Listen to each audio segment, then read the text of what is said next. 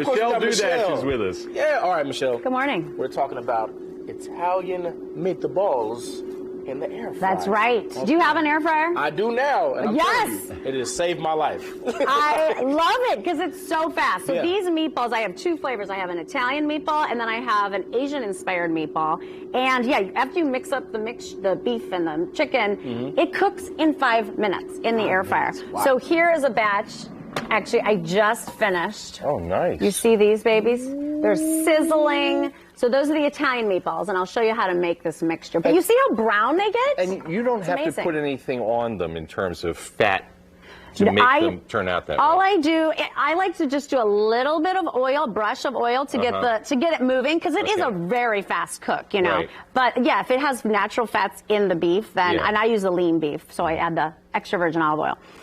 So what we have here, this is a pound of ground beef, and I'm using lean ground beef. Okay. Now for the seasoning, I'm using my Spice Kick marinara seasoning mix. So this has all the flavors: the onion, the garlic, the basil. You don't have to find any of it. Oregano. And folks, these pull that Michelle Bailey Dudash mixes are phenomenal. Thank you. And they're versatile too. I took your tuna salad one and made salmon with it.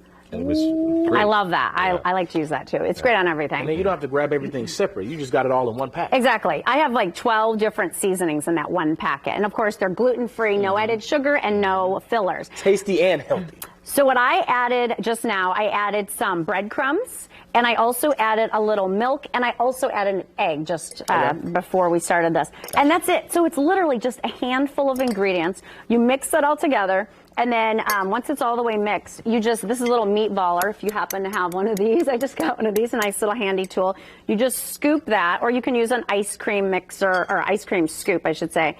And then you have your little ball. And then what I like to do is and this kind of helps to answer your question earlier about do you need the oil? Okay. This helps just so they're not sticking to everything too, so that's nice. So you just keep going with your meatballs, then you pop them in your air fryer, and 5 minutes. Now, I finished them in just a little bit of this sauce here. This is just a can of crushed tomatoes, and then I added another packet of the Spice Kick seasoning mix. And so that's literally it. So you can make these ahead of time. This is great for Christmas Eve. This is great for a weeknight meal.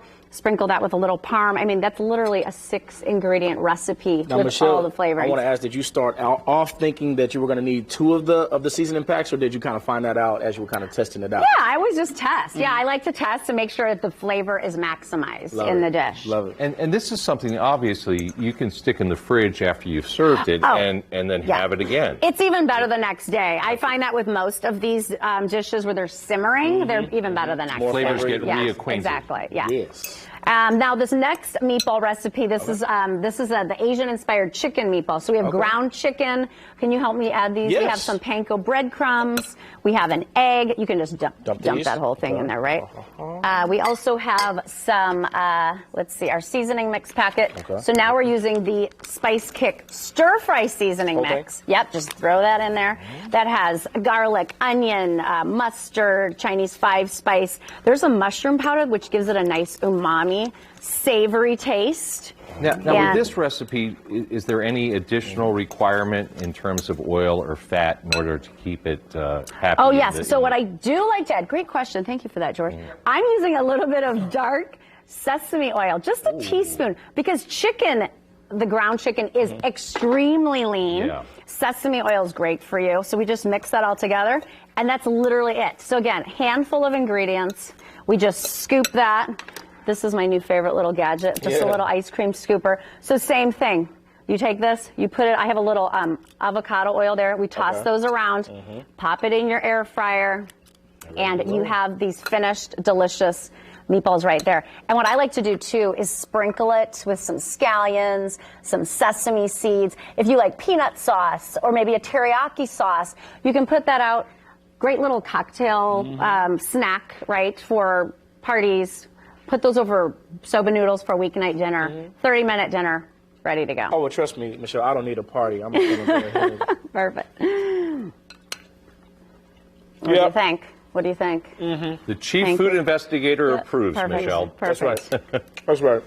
Yeah, that's really good. And it's not too much of anything. It's like well balanced all the way. Thank you. Flavor-wise. Yeah.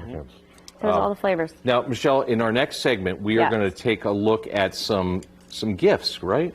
Oh my goodness, I have a great cookie recipe that you can gift to people. It's an almond wreath cookie. Okay. We also have some spice gift baskets, and then really for your foodies and cooks, if you're looking for those stocking stuffers, those are sometimes some of the hardest gifts to bring. So something that's useful besides candy. As right? a non-cook and a last-minute shopper, she's always looking out. I appreciate you. Amber, I don't want to overstate it, but those little packets that she has are full-on awesome. Yes. Yeah. Full on. Awesome. All right.